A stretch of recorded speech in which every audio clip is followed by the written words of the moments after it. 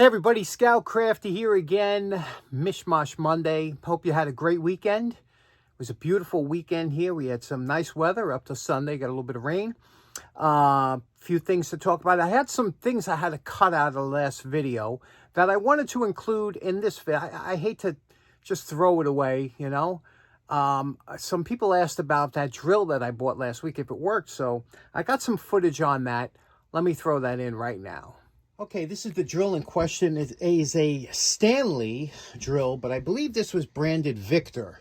And it's missing the plate. There was a plate here that said, but I believe it was Victor. It was made, this one was made in Connecticut, and Stanley didn't make their own drills. What they did was they farmed, you know, just like Craftsman did. Craftsman, you know, put out their specifications, had drills made for them. This here, obviously, I don't think this is obviously the original cord, but you could tell here this is definitely a replacement. Now, a lot of times people will put a replacement cord on or a head, and it might be a 3-prong, but they don't connect the ground. So that's the first thing we want to do. We want to see if this is grounded, and we also want to make sure there's no shorts, because if you look over here, let me move the camera. If you look over here, there's, see that there? There's some bare wire there. That's dangerous, you know. And again, we're doing this just to test to see if it works, but obviously a new cord is in order. We take a voltometer, we put on ohms, and the first thing we're going to do is, most important, make sure there's no short across the two blades here. Put it here, no short, and then we'll go from each blade to the ground, no short there. Good. And then we go from the ground to the ground of the drill, to the casing of the drill. Can you hear that? So we have continuity. That means that the casing's grounded. It's safe to try. Okay, now I'm just going to, you see these heavy-duty rubber gloves? Now, these are not to be used for electrical protection. However, they are the thickest rubber gloves I have. And we're just going to see if this obviously works. So I'm not grounded or anything. We make sure the cord don't get tangled up if it does turn on. It's plugged in, and let's give it a shot.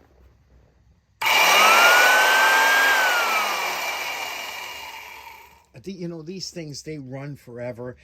And it's so funny because you could tell when you feel it. As long as this turns good and there's no real damage or anything, these things were made to last for 100 years. And again, listen to this, and this is the big gear reduction in here. Listen to this.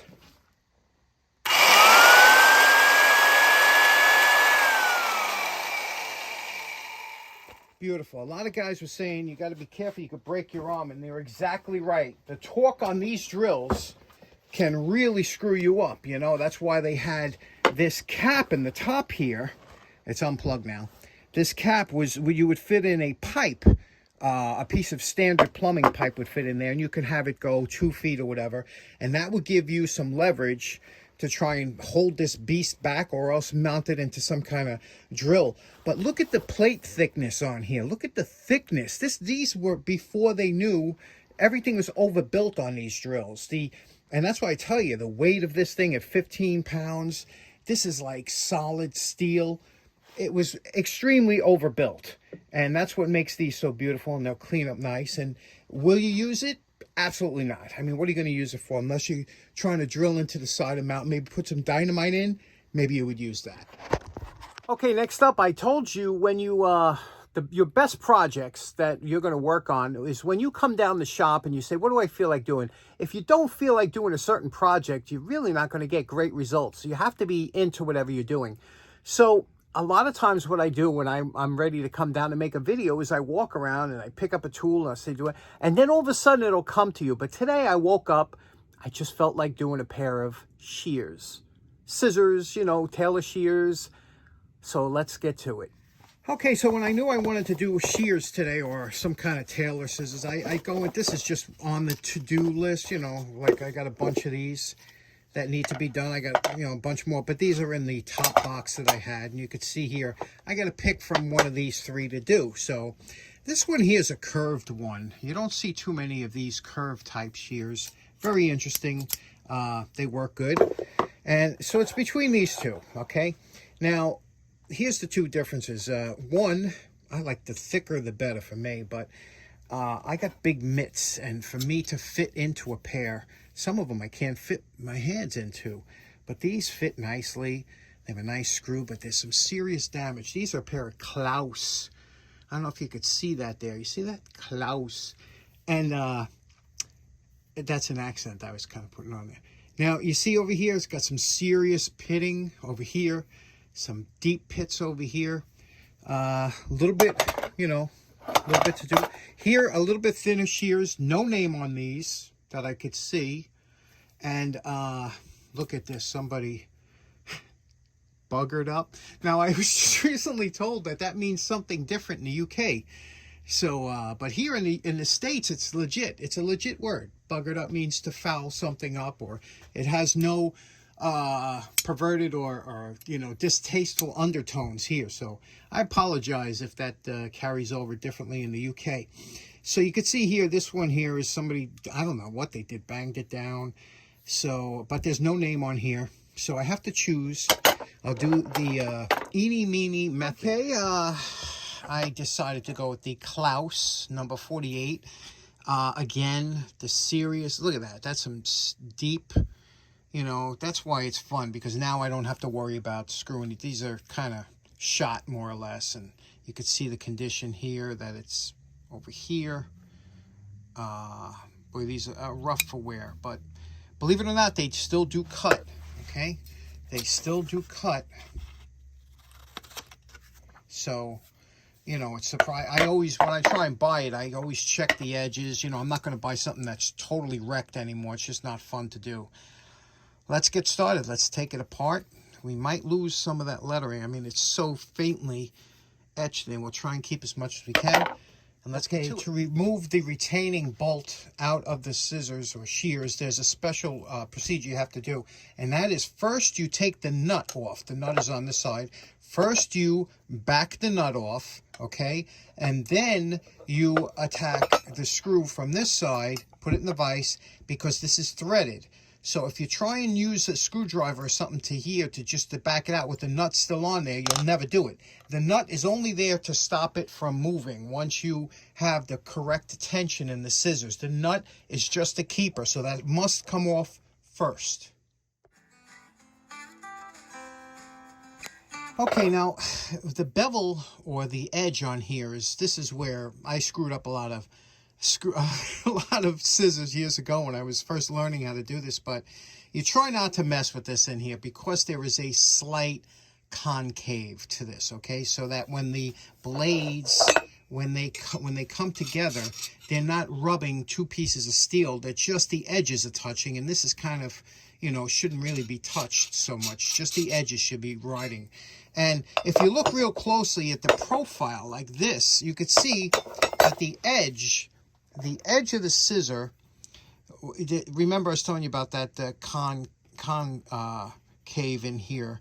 Well, the very edge, the top here, the cutting part, is like a 90 degree, okay? And that's what's going to do your cutting, this little edge here. Anytime you have a 90 degree edge in machining where one point comes to another, I'm always telling you, take off those edges, but that's really sharp.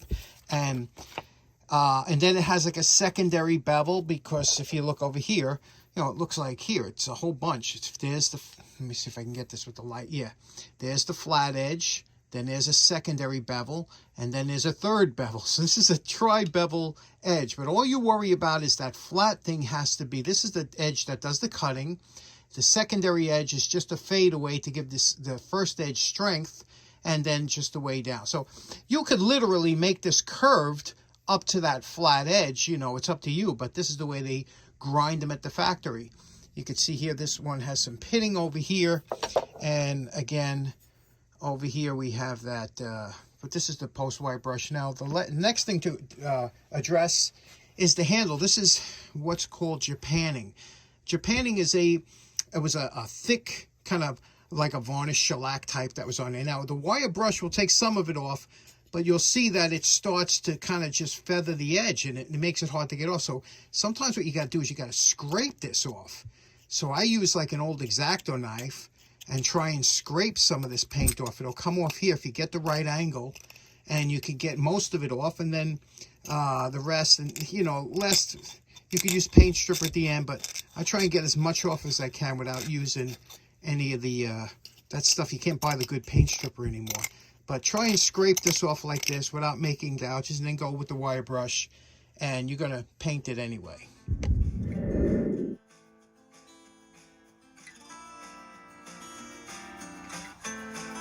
Okay, we have the handle stripped down. Now, this takes a long time. It takes almost an hour to get this, you know, all that paint and everything out of the crevices. This takes a long time. That's why a lot of people stay away from doing this. But now we're getting to the bread and butter. First of all, now you can see the lettering, but what a faint stamping on there, huh? That the Klaus number 4B. 4B. I thought, or is that 4B? Yeah, 4B. I thought it was 48. 4B. Now we're going to do is we're going to try and address, look at that. That's going to be tough to get out of there, but, you know, that's the first thing you'll see when you look at these shears, right? We'll take that. And here's the other thing. Stay away from the inside here, the bearing. So this hat, you don't hit that with the flap sand or anything. Keep that pristine, smooth. Just a wire brush you can go in there. You know, that has to be smooth because that wears against each other.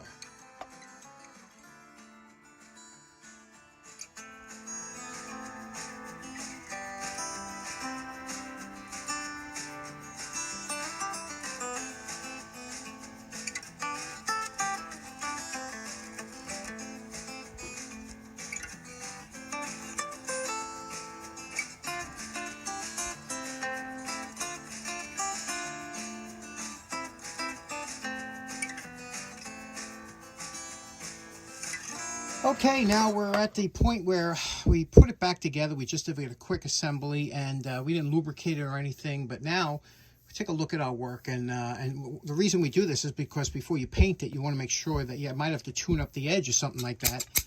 You see, we have it working nicely. Everything looks good.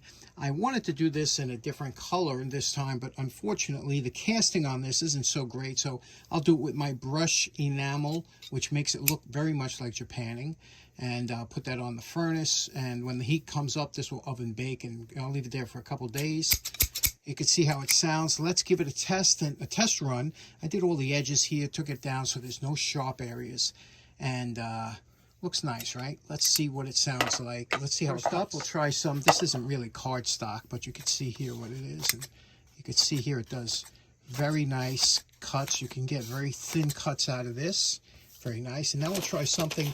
This is very thin paper. It's legal paper, but that's how you see how this cuts for the whole length of the shears. You can see it cuts the whole length, and it's a nice shear, you know. So now we'll paint the handles, and we'll put it back in service. We'll keep the name there. Looks good. Now, you know my favorite part. Remember what these Klaus shears look like before we started. And we're calling this project done.